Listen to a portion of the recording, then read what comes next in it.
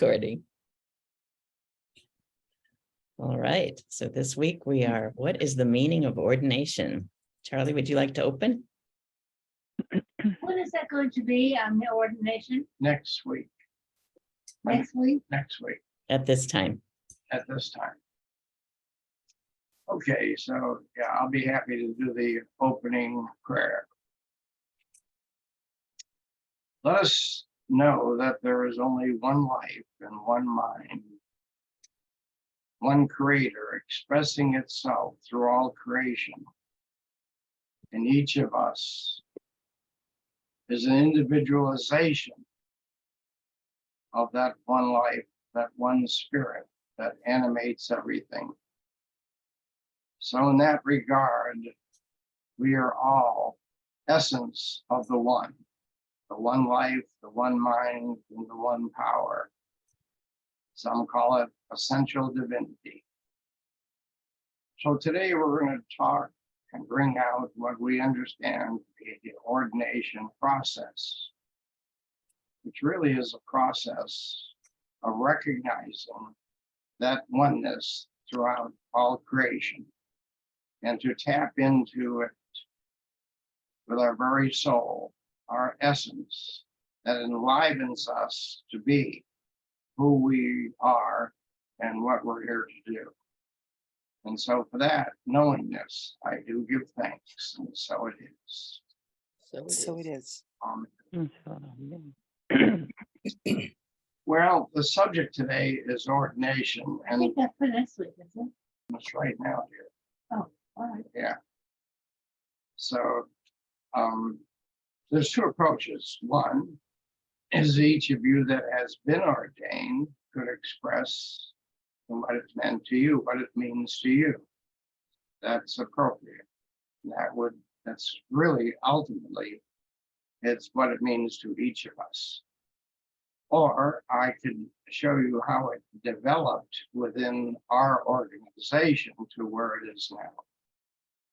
What's your pleasure? Do you want to have me unfold how it developed first, or do you want to tell how it is developed in your life and what it means for you? I think history always comes first. Mm-hmm. Yep. I Yeah. agree. And history keeps changing, because my wife went on her phone this morning and she thought she was totally English. And for the first time, she found out she's half Scottish. Oh, that's too So funny. things keep changing, don't they? So really ordination is about the DNA, or wherever we came from is all from the same source. So it doesn't matter what part of this globe or this world or this universe we showed up in, we all come from the same source. Now, there's a word that was unfamiliar to me until about a week ago. It's called approbation. You know what the word approbation means? How do you spell it?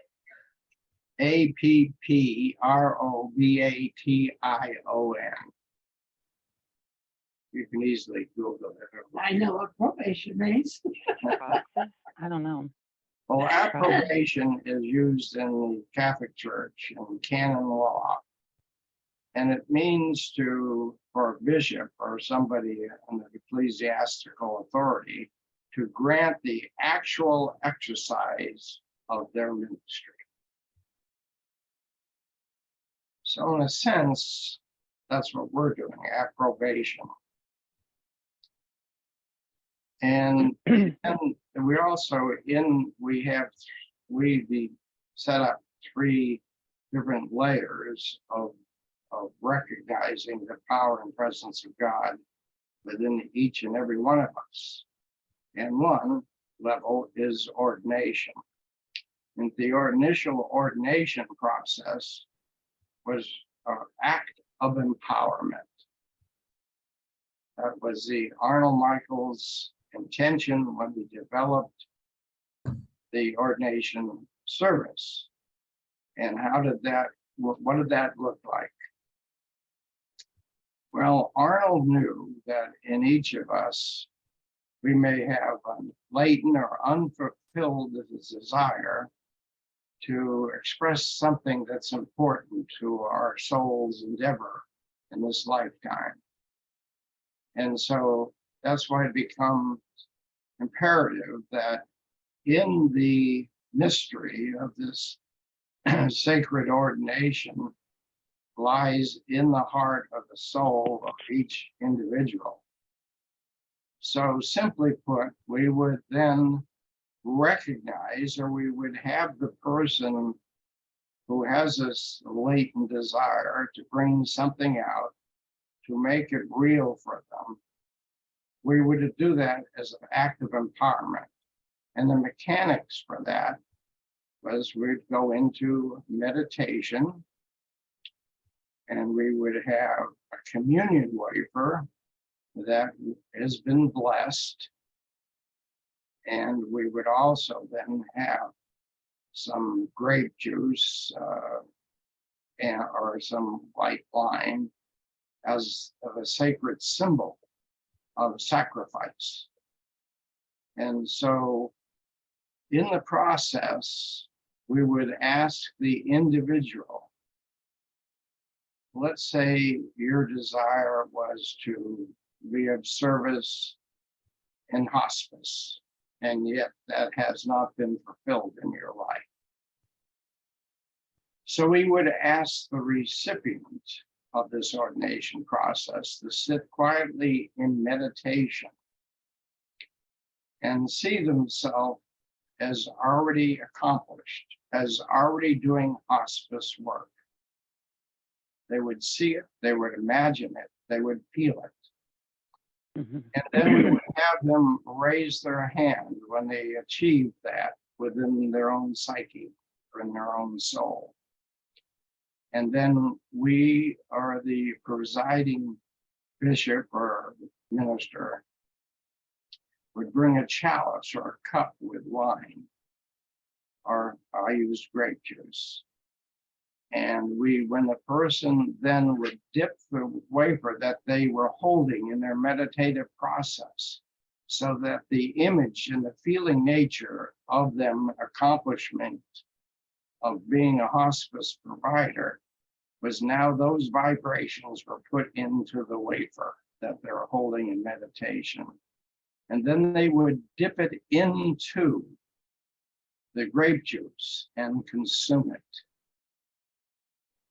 So that act of consummation is they became one with their intention to be a hospice person. That's the act of empowerment. And I hope that's retained today in all the work we do. Then later we decided to add, and that recognition was the empowerment of you're doing something unique. And maybe that gave you then as a minister the option to perform weddings or marriages as well, because you became a licensed person. Then the next level we created was priesthood. And what does that mean? How does priesthood differ from ordinary ordination? When we kind of elevate a person to priesthood, that means they are ready then to perform what we would call the 7 sacraments. They're able to baptize people. They're able to ordain people, not ordain. They're able to perform at memorial services. Wedding. What's that? Wedding. Yeah, they're able to do weddings.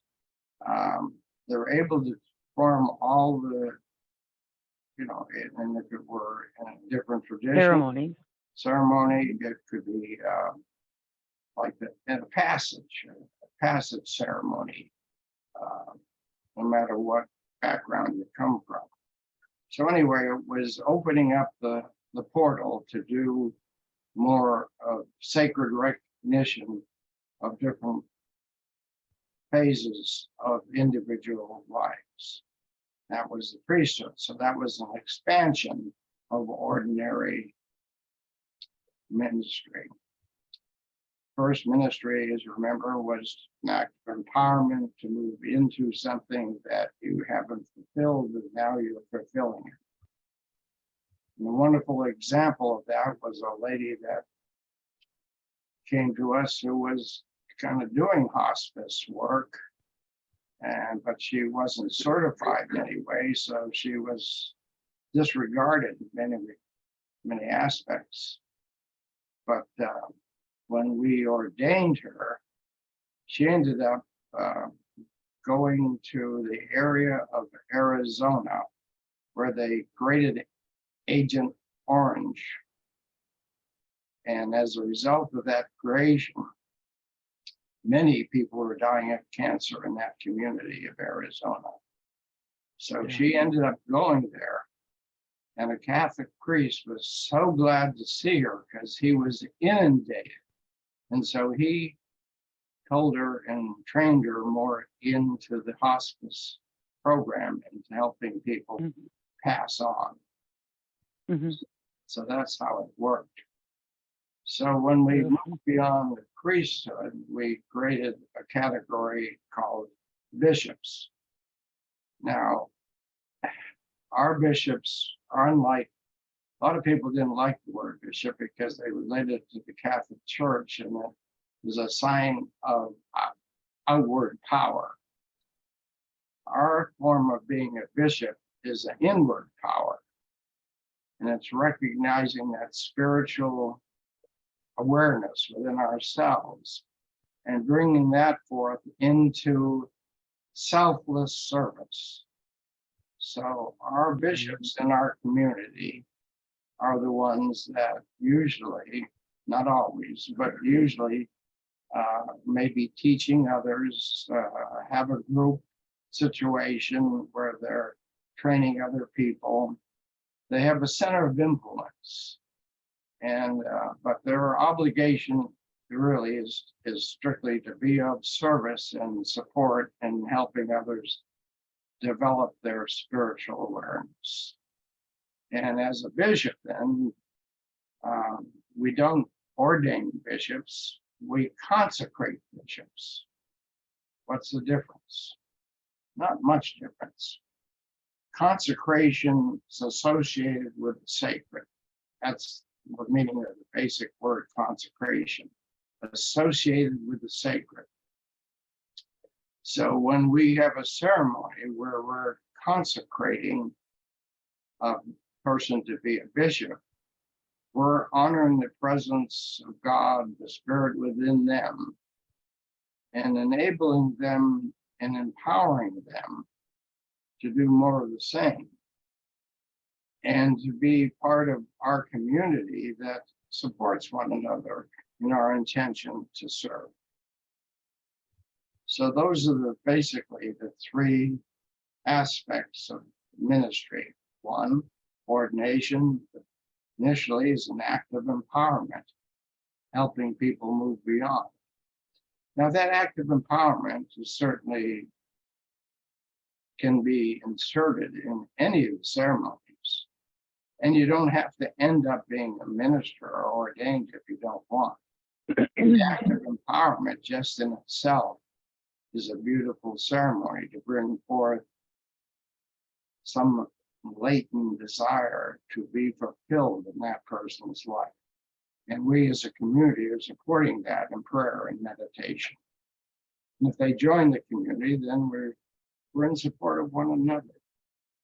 And certainly at times, we each need that support and are capable of receiving and giving.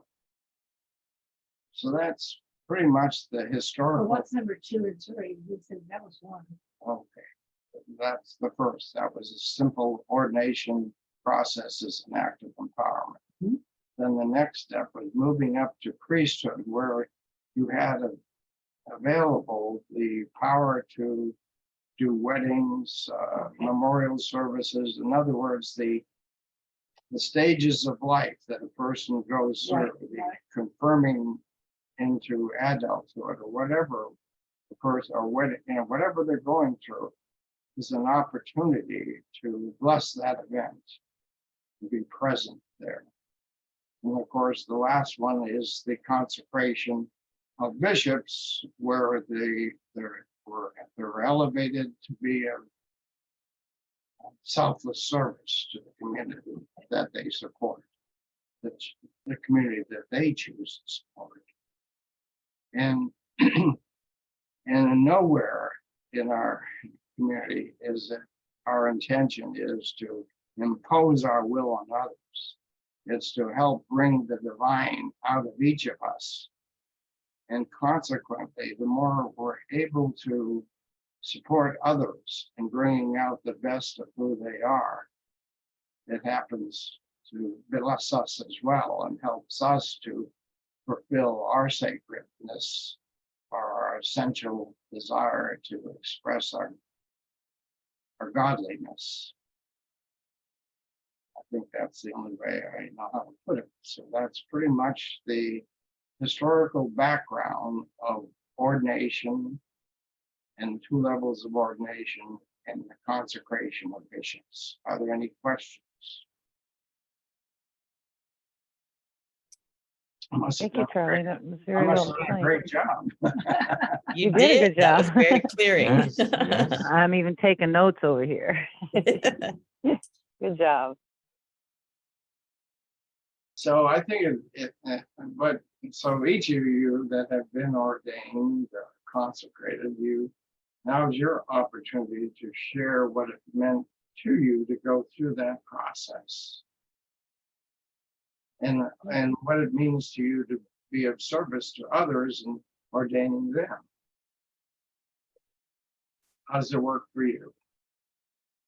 When I was first ordained as a minister, I finally felt like I had found my path. I finally found that I found a community within which I could be of service, that I could do meaningful work.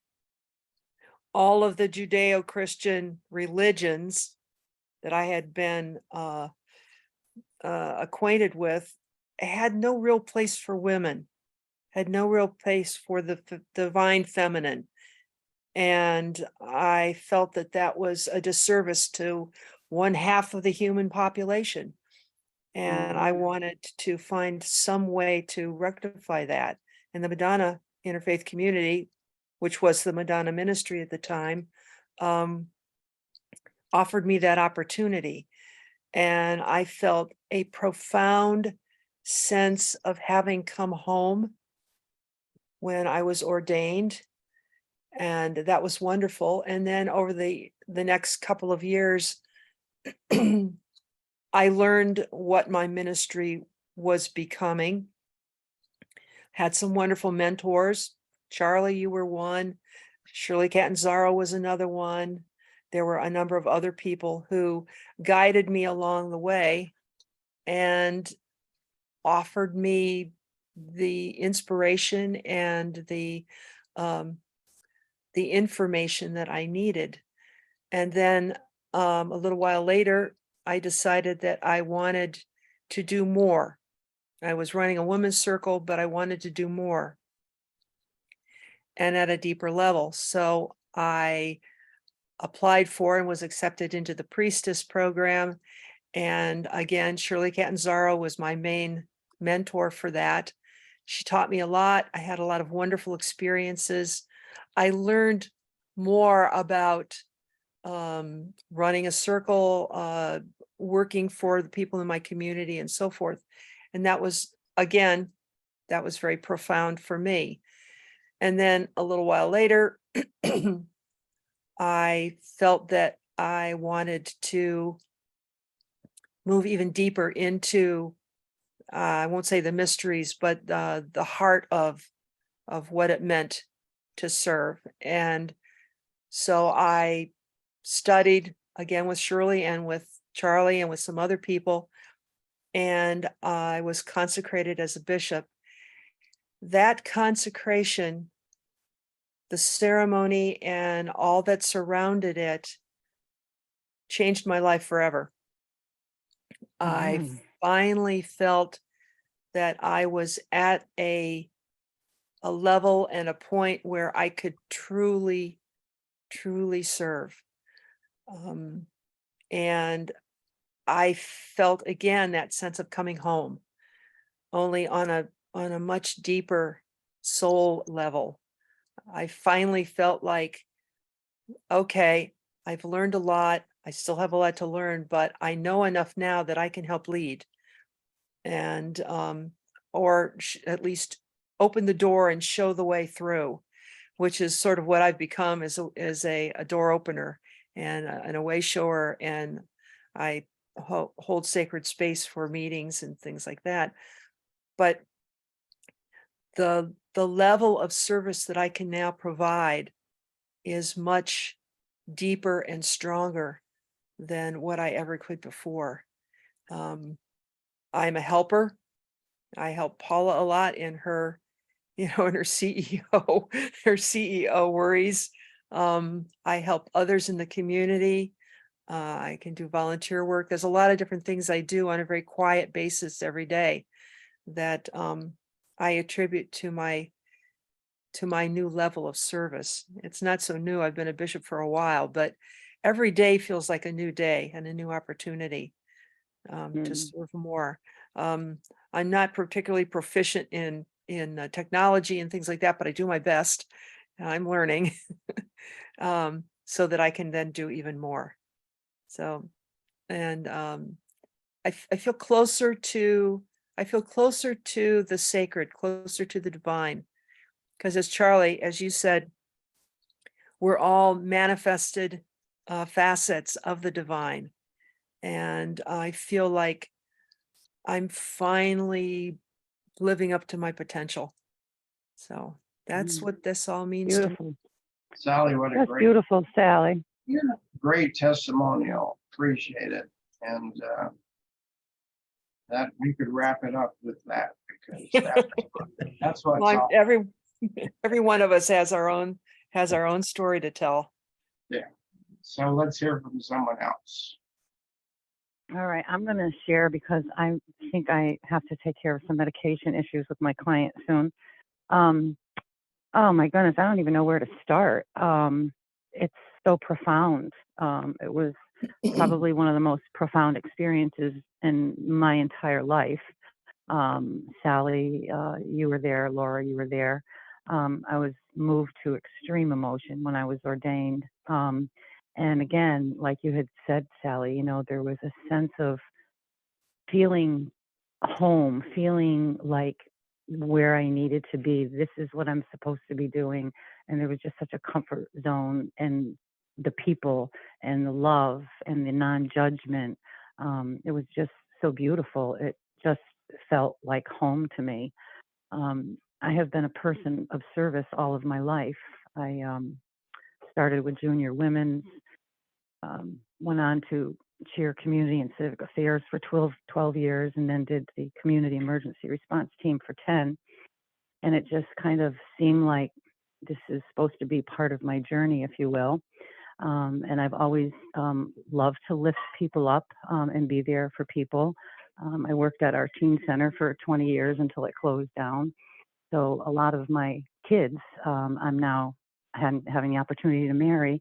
And unfortunately, I've had to do some of their funerals. But I'm honored. I'm honored to be there for the people in my community and to be associated with the wonderful people in this ministry. I'm going to just kind of leave it at that. I just can't say enough.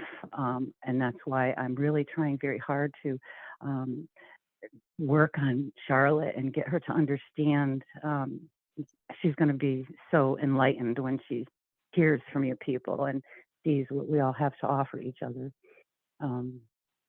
So I thank you for being there for me in my life and making all the difference in the world, because 48 years this year I've been doing hospice home care, and it's a lot, but it just made sense in the work that I do full circle. So now I can bring my ministries and my prayer into my homes with my clients as I help them journey to the other side. And I hold that very close to my heart. And yeah, and a lot of it is because of the ministries and the people that have been great mentors to me, Sally, Paula, Laura. Yeah, so I'm very blessed. Very Thank- blessed. Thank you so We're very blessed to have you as one of us, Cindy. You are a remarkable individual, and you're so full of love, and you're so full of caring. You know, all the stories you've told us throughout the years that we've known you have just blown me away. You just keep on giving. Oh, that's so Yes. beautiful. Thank you, Sally. Oh, wow. Thank you. So with that being said, I'm going to have to get going, but I'm going to try very hard to join you next week for our ordination. That's going to be beautiful. I look forward to it. And until next time, God bless everybody. Thanks, Cindy. Thank you. Thank you for your contribution. And while the point has also come to me that, yes, it's wonderful when we come together in any kind of community, and especially when we're present at physical meetings where we can touch one another. Mm-hmm. But we also know that there's no limitation, is there, to the spirit within us. So if we do a Zoom ordination, that same spirit is going to be felt or known. It's never separated from us. So it's just another form of communication. It's getting together to share the sacred within us. So who is next? Who would like to share their ordination process?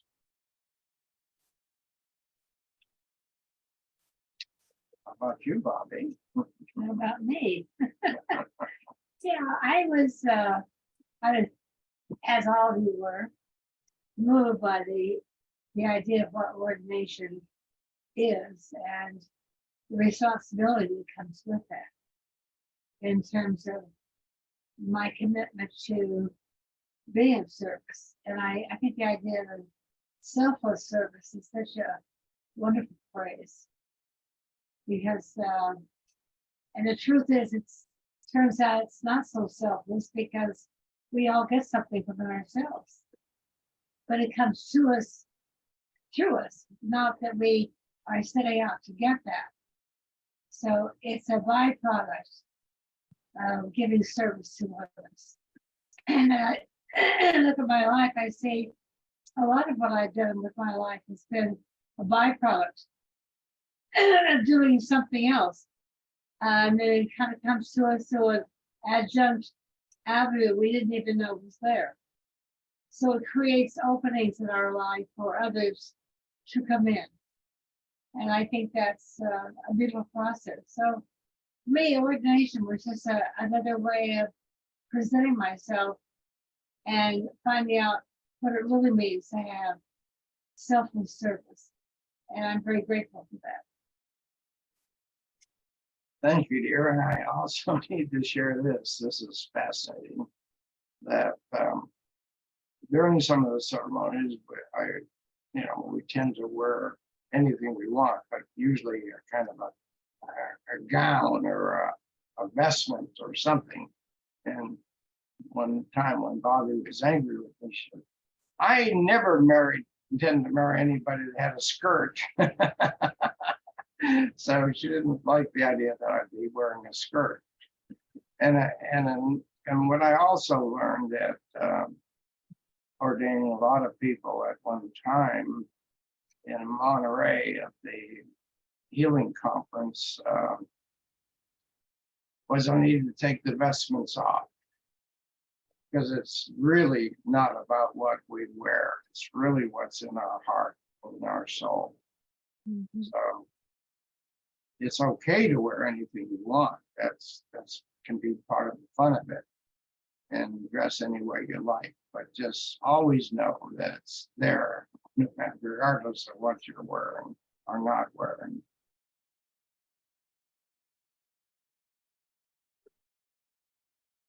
Who's next? Quit comparing yourself with others. Just give us your own version. I'll share.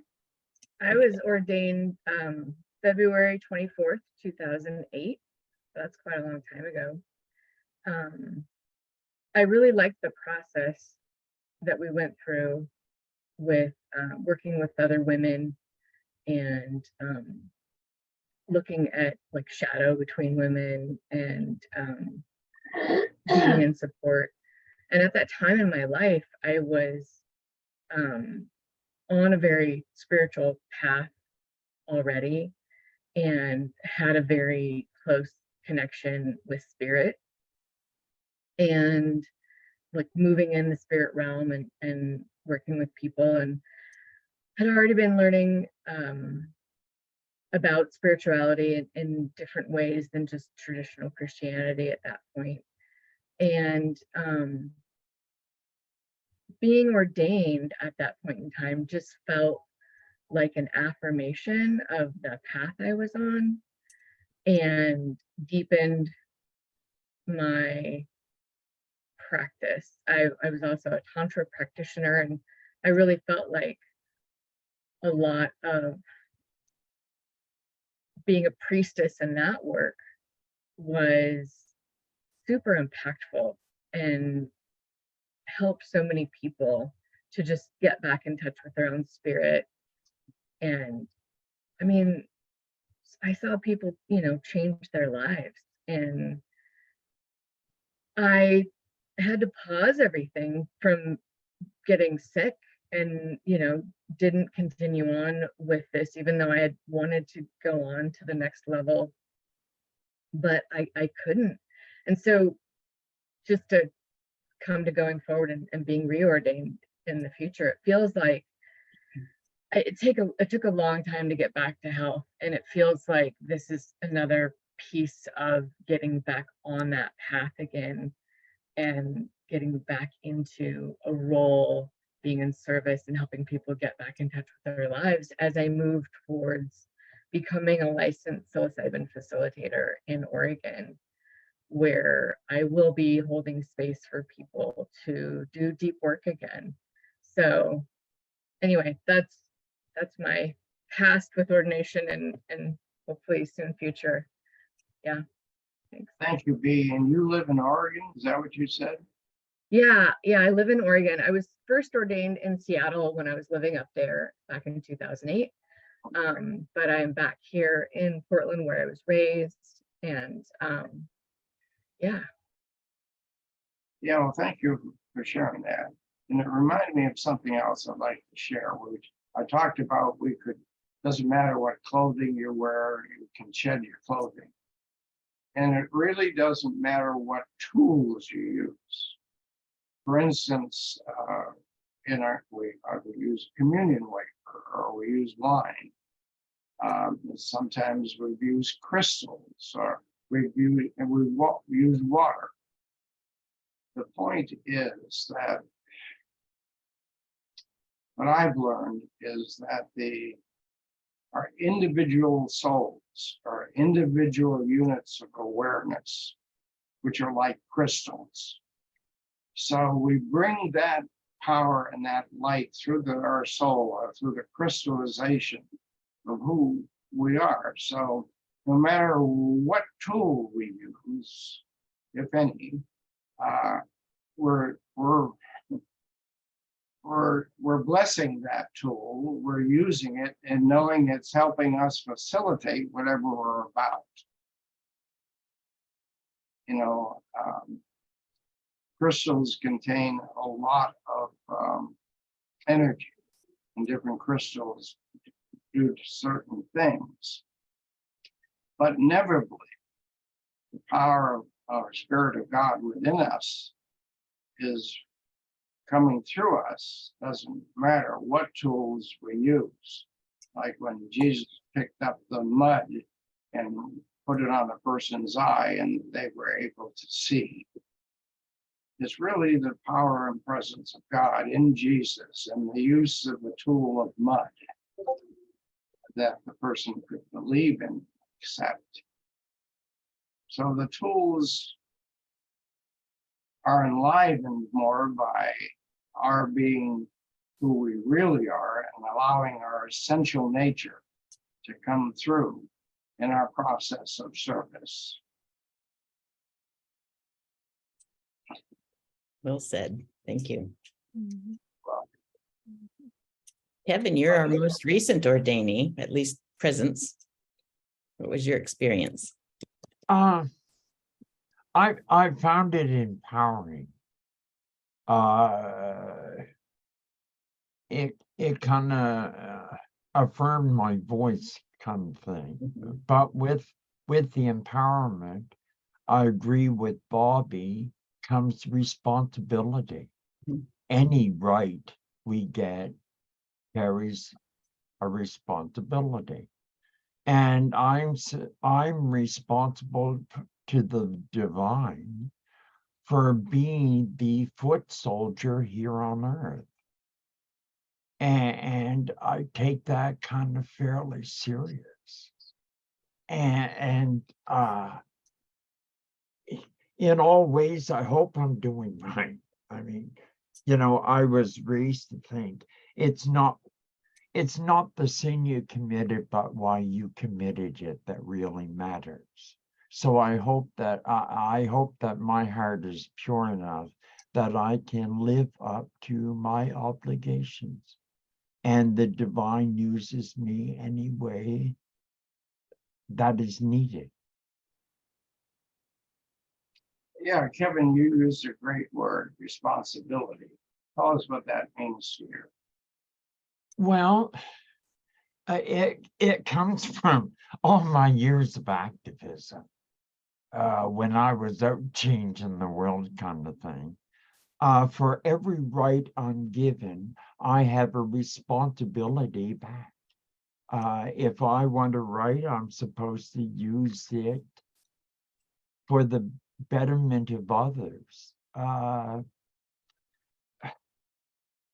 And your responsibility are almost your utmost commitments, Or what? and Say again?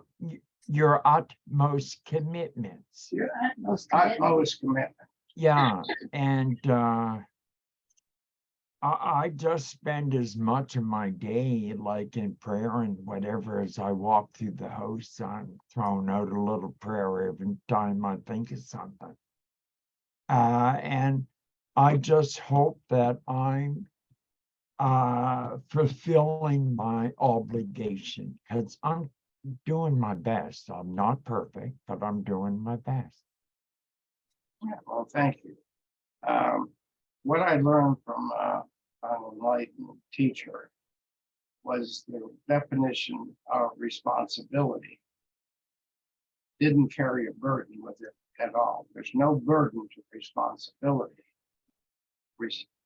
Responsibility is ability to respond. That's all it is, the ability to respond. So when we respond to that light within us, that lightheartedness within us, we bring that into the world. So it's not carrying a burden, it's finding the freedom that's within the spirit itself that knows no burden. It knows absolute love, absolute joy, and provides that through us. And that's why I like that definition, ability to respond. Laura, how about you? I knew you were going to call on me. Um, You're welcome. well, I have to say that if you just told me 50 years ago that today I would be a bishop in the Madonna Ministries, I would have laughed at you, because when I grew up in the Congregational church, but when I was married and had my child, and then my husband left us, I was devastated, and I was so angry at God for letting that happen to me. And for a long time, I was very angry until I found the rooms of Al-Anon. And that's where I rediscovered my higher power and a faith that I had lost. And then after a few years in Al-Anon, I became an Alateen sponsor. And then I really had to be an example. And that was a huge sense of responsibility. And I think I was pretty good at it because I'm still in touch with some of those kids. And that was a long time ago. I mean, that was in the 90s. And I'm still in touch with some of those kids that are like turning 40 years old now.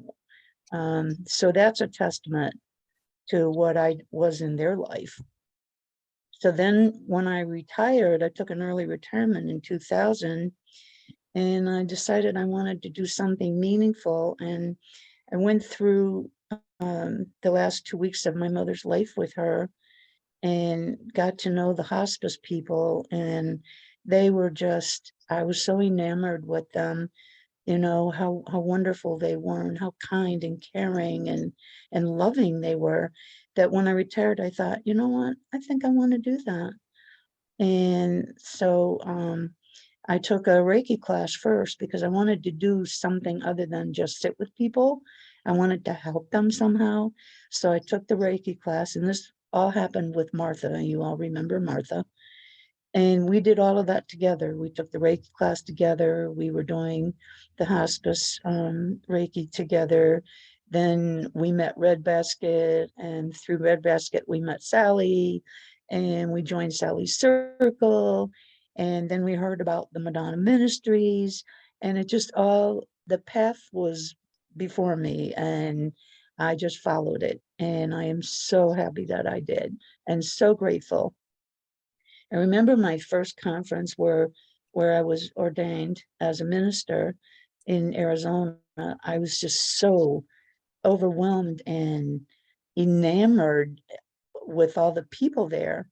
And it was, there was so many really cool experiences, like meeting Mo, who gave me a book that she wrote about hospice work, and I was doing that work. And I was so thrilled to meet her and to discuss it with her. And just so many wonderful people. You, Charlie, some Shirley, just all of them. I was just so enamored with everyone. And then when I was ordained as a priestess, I was like, I can't believe that I'm actually doing this. that it just seemed a sequence that I just had to follow. It just felt so comfortable, like home, like other people said. I just felt like I had finally found my purpose, finally found my home.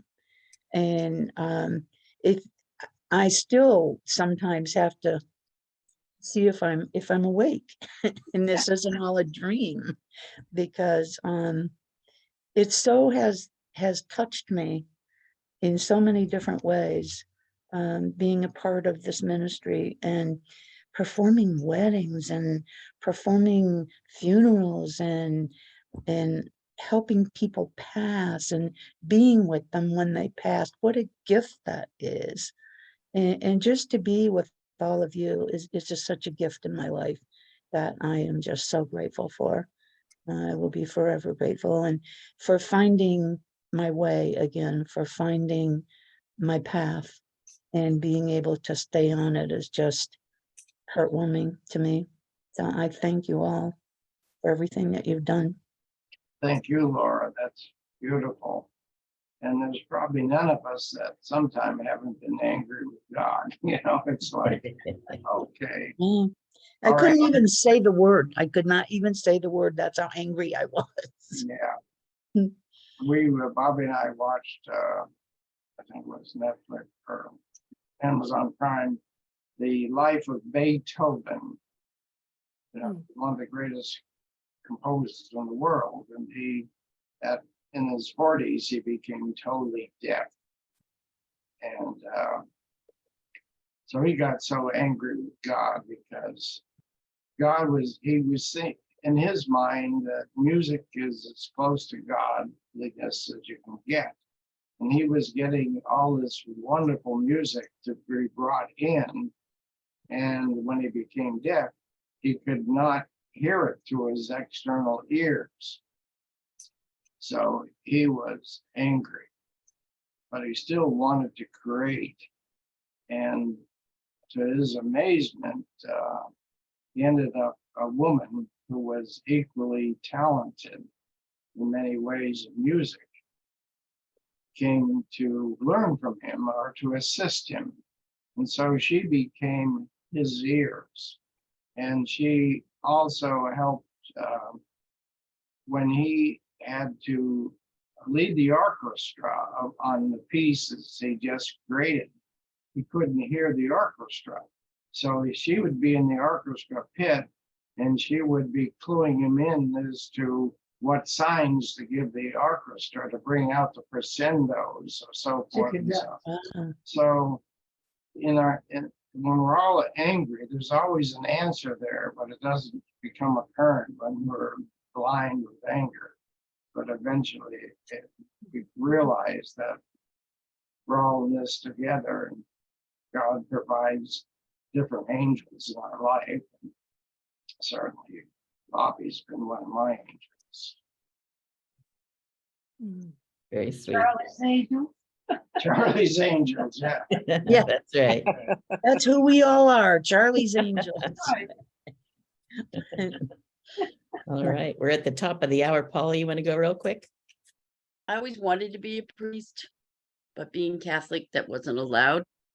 So meeting the Madonna ministry and having the opportunity to become a minister was like a dream fulfilled for me. I cried through every single one of my ordinations and my consecration. I don't think I stopped when I was consecrated a bishop all day. It was that tearing at my soul that I could actually do this. I could actually be what I always knew I should be. Even though nursing was my profession, I was still a priestess in my profession. And to be able to give more to my clients, to be able to bless them as they were leaving, because many of my patients waited for me before they left because they knew I wasn't afraid and that I would stay with them. So, all of my experience with the ministry has just been rewarding, overwhelming, tearful, joyful. And I've always been a person who's not afraid of responsibility. Being the oldest of 7, you got no choice. So, responsibility is my middle name. And I do enjoy it,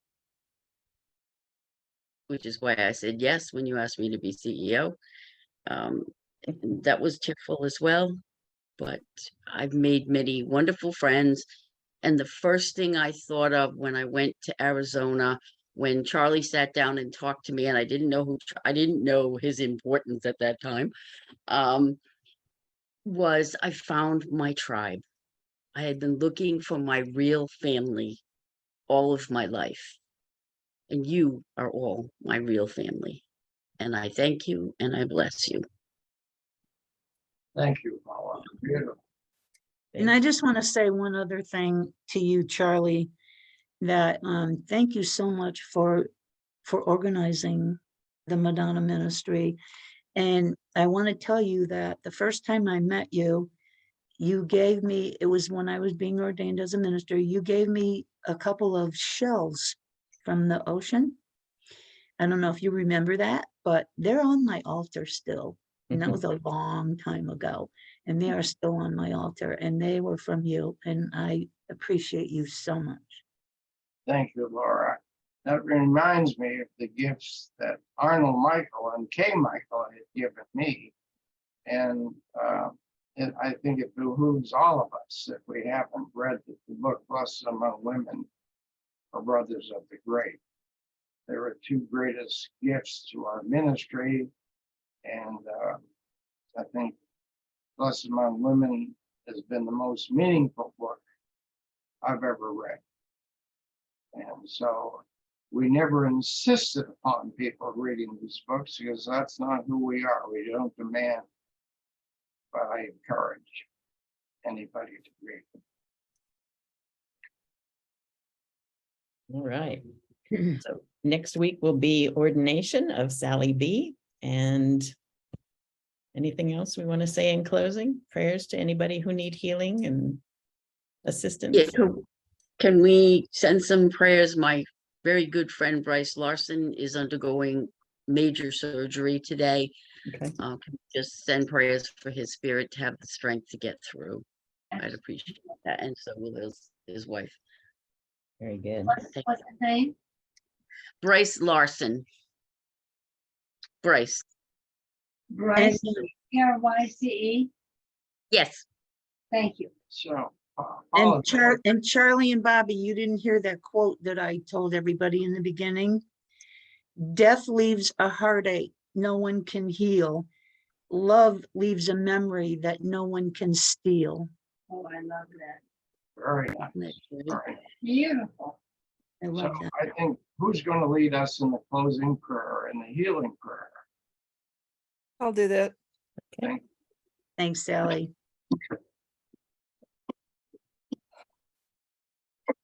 Divine Mother, Father God, creator of all that is, nurturer of all on earth and throughout the cosmos. We thank you for being with us today, for inspiring us to share our stories of our most sacred moments of ordinations and consecrations, sharing our stories of our ministries. It's very uplifting to hear that each one of us is working toward the same goal of love throughout this earth and the universe, and trying to do our best to heal the ills that we can. And in that vein, we ask for healing prayers for a number of people that we do know, and also for all the victims of the earthquake in Turkey and Syria. We ask that those who did not survive the earthquake, you take into your loving arms and guide them on their way to their next phase as they have come home to you.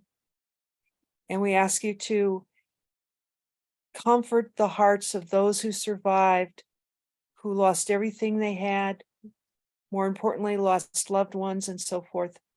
Please be with all the rescue workers and all the people who are providing help to all the survivors. Give them strength, give them courage, give them stamina, and infuse their hearts with love so that they can share to all. We will now say the names of those whom we know who need healing, and ask that you take it under advisement and according to your plan and their highest and best good, that you send them healing. Bryce, Ernie, Shirley, Mindy, Greg. Jenny, John,